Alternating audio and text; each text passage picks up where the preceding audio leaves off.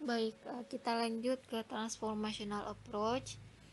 Nah, jadi di sini ada dualisme atau pertentangan ya antara transactional approach dan transformational approach. Nah, transformational ini sebaliknya dari transaksional. Penekanan transformational approach ini pada 4 hal, yakni visi, otentisitas dan kejujuran, pola pikir untuk berkembang, dan kreativitas.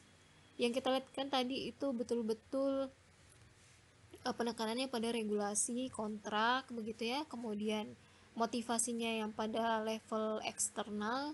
Nah, kalau ini sebaliknya begitu ya. Motivasinya itu lebih ke internal ya, bagaimana orang itu dimotivasi untuk jujur, untuk kreatif begitu ya. Kalau tadi kan dimotivasi ayo kerja dan dapat uang begitu ya. Kalau ini sebaliknya. Terus kepemimpinan transformasional itu sering dipandang sebagai salah satu pendekatan kepemimpinan yang paling berhasil. Dan ini pertama kali dirancang oleh James Browntown pada tahun 1973, yang kemudian dikembangkan lebih lanjut oleh James Byrne dan Bernard M. Bass pada tahun-tahun berikutnya. Kenapa ini menjadi sebuah kepemimpinan yang paling berhasil? Karena ini manusia begitu ya, manusia yang mau dipimpin. Sementara manusia itu terkadang ada hal-hal yang sifatnya itu istilahnya spiritual ya, bukan hanya soal jasmani tapi jiwa manusia itu butuh dimotivasi. Jadi bukan hanya dibilang ayo kalau kerja dapat uang, tapi bukan begitu, ayo kalau kerja kamu punya karya, kamu punya uh, kamu akan bisa membangun hal ini menjadi besar dan dikenang oleh banyak orang. Itu kan dikenang oleh banyak orang itu adalah hal yang sebenarnya kalau kita pikir apa gunanya begitu ya, tapi ada orang yang termotivasi dengan hal seperti itu gitu ya. Ada orang karena dia manusia.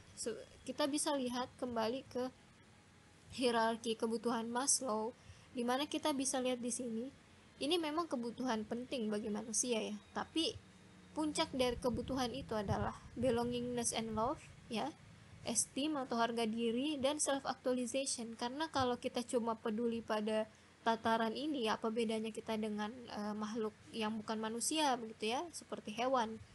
Tapi karena kita manusia, kita punya harga diri, punya rasa ingin terhubung dengan orang lain begitu ya, dan juga punya kebutuhan untuk mengaktualisasikan diri kita begitu ya, supaya kita punya karya, dikenang, kemudian bisa membuat hal ini menjadi berhasil begitu ya. Itu adalah hal-hal yang sebenarnya orang kalau sudah kenyang ya, sudah punya rumah, ya pasti yang akan dicari itu ya lanjut ke tahapan atas ini, physiological needs dan self fulfillment needs-nya. Jadi seperti itu. Nah, di dunia kontemporer, transformasi di tingkat organisasi sudah menjadi kebutuhan. Pada akhirnya, mereka yang memiliki kemampuan untuk mendorong transformasi akan mendefinisikan kembali gagasan tentang kesuksesan. Jadi, misalnya sebuah organisasi ya sudah bobrok begitu ya, sudah hancur, sudah tidak berkembang ya, karena itu tadi ya, misalnya karena pendekatannya transaksional, sehingga dia menjaga arus utamanya, tugas utamanya untuk menjaga arus yang normal begitu ya, operasional yang normal. Nah, orang-orang yang datang kemudian membawa ide kreatif ya, itu akan merubah hal tersebut yang dari biasa-biasa saja menjadi luar biasa, seperti itu. Kemudian jadi orang yang punya ini ya, punya bakat untuk menjadi pemimpin transformasional itu orang-orang yang seringnya tuh sudah uh, ini ya, sudah selesai dengan dirinya sendiri, dalam artian dia tidak lagi mementingkan kepentingan pribadinya, tapi dia mau kepentingan untuk lebih banyak orang begitu ya, organisasinya atau negaranya. Jadi orang-orang ini adalah orang-orang yang mau berkorban ya sebenarnya, dan dia melakukan manajemen perubahan yang efektif dan motivasi bawahan mereka untuk berpartisipasi. Pemimpin transformasional memiliki visi yang unik ya, yang terkadang itu dia berbeda dengan visi yang sudah ada sebelumnya. Dan sebenarnya ini kepemimpinan transformasional ini punya tempat ya bagi teori-teori yang telah ada tentang kepemimpinan. Ada beberapa hal ya yang dicakup dalam teori transformational leadership ini. Yang pertama, transformational leader itu biasanya yang orang-orang yang membawa perubahan ya. Kemudian yang kedua, dia selalu mengambil resiko ya, jelas saja itu resiko ya kan. Dia mau merubah sesuatu, transformasi ya, dari buruk menjadi baik, dari yang biasa-biasa menjadi luar biasa, itu kan risiko besar di situ ya. Kemudian dia biasanya inovatif ya.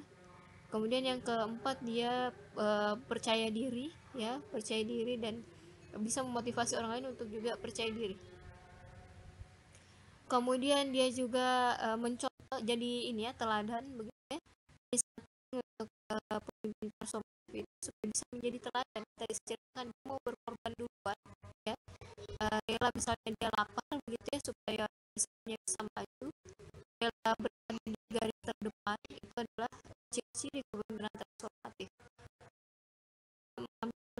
Sebagai mentor dalam arti dia mau mengkader, mau mengkader berikutnya, mau membimbing orang untuk juga bisa berhasil seperti itu.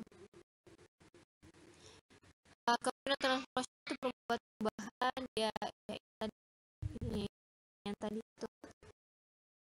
Dan dia membimbing bawahan ya supaya bisa berubah begitu ya. Dan dia menceritakan visinya, kira-kira ini apakah itu betul dapat diraih atau bagaimana caranya untuk ke situ gitu ya. Ini memutuskan karena sekali lagi pemimpin yang transformatif itu ya umumnya mereka ini ya, mengkader orang lain untuk penerus, karena kan dia punya visi begitu ya, visinya saja itu jauh lebih besar atau jauh lebih lama untuk diwujudkan dibanding misalnya umurnya sendiri, umur aktifnya memimpin, sehingga dia harus bisa mengkader orang untuk melanjutkan begitu. Dan sebenarnya kan bukan di Pak Jokowi ya. Pak Jokowi waktu itu punya visi besar untuk menjadikan Indonesia ini sebagai negara yang memproduksi mobil sendiri, bukan impor lagi dari Toyota, dari Suzuki dan lain sebagainya. Dia mau kita produksi mobil SMK, sehingga ide itu sangat berbeda dari yang lain, dan dia sepertinya paham bagaimana melakukannya meskipun pada kenyataannya terwujud ya. Tapi awalnya Pak Jokowi muncul dengan ini, dengan pemikiran-pemikiran yang sangat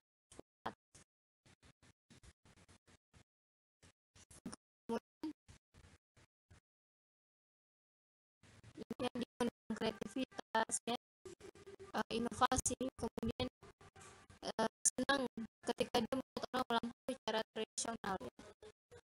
Melakukan hal-hal yang sempat out of the box ya. Dia suka dengan orang seperti bawahannya kalau seperti itu, karena kalau kreasi. Kemudian kemudian transformasi juga, pemimpin harus berada di depan ya, dan menerapkan perubahan dalam organisasi. Pemimpin itu harus bisa menjadi istilahnya ya, jalan antara kata-kata dengan perbuatannya, dan dia menjadi standar, dia menjadi teladan ya. Kemudian ya, sebagai mentor sudah jelas ya, saya bilang tadi dia harus bisa sebenarnya sekali kita karena karismatik teori lebih dulu daripada transformational teori. Maka itu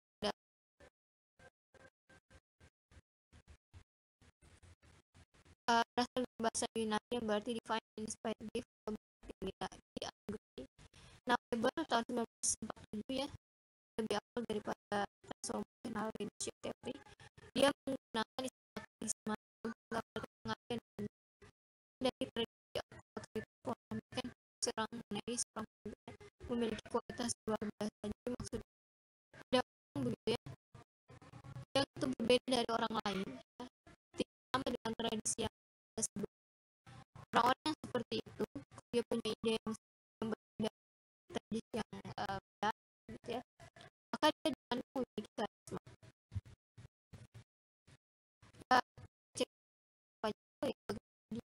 mau sekali Indonesia ini ada industri mobil otomotif, itu kan sangat berbeda dengan pemimpin-pemimpin sebelumnya ya, sehingga orang memandang Pak Jokowi ini punya karisma. Dan ini sering muncul ya, karisma itu kita lihat orang karisma kan dia muncul saat krisis sosial ya.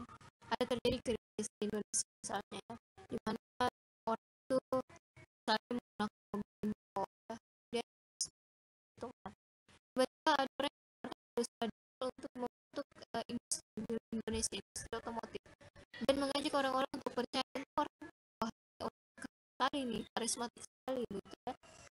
Dan orang-orang akan ini menganggap dia punya visi yang dan mengasosiasikannya dengan karisma, sehingga menganggap orang menganggap pemimpin yang punya ide seperti itu berbeda hal-hal yang sifatnya konvensional sebagai pemimpin yang luar biasa.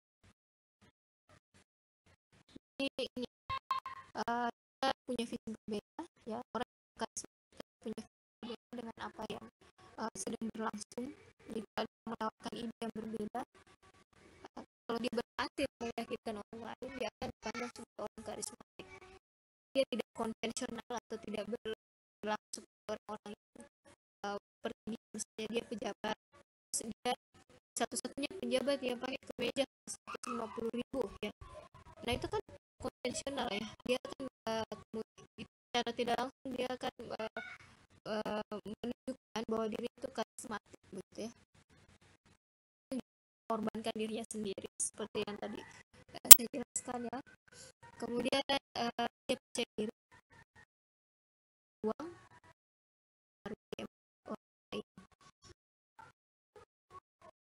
Karisma ini ada beberapa ya, pertama pada saat dan waktunya, kemudian bagaimana dia proses mempengaruhi, bagaimana awalnya dia percaya diri bahwa bisa, misalnya contoh kayak tadi industri otomotif Indonesia, kemana dia bisa orang percaya kepada dirinya, jadi dari self fix menjadi kolektif efektif. Kemudian juga kita sebagai dia tidak ini tidak guna ketika misalnya berhak gitu.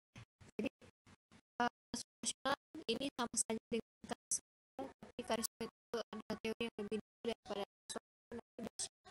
Tapi intinya adalah pemimpin yang punya yang menggunakan pendekatan emosional itu ada pemimpin yang mampu memotivasi kebutuhan manusia pada level yang lebih tinggi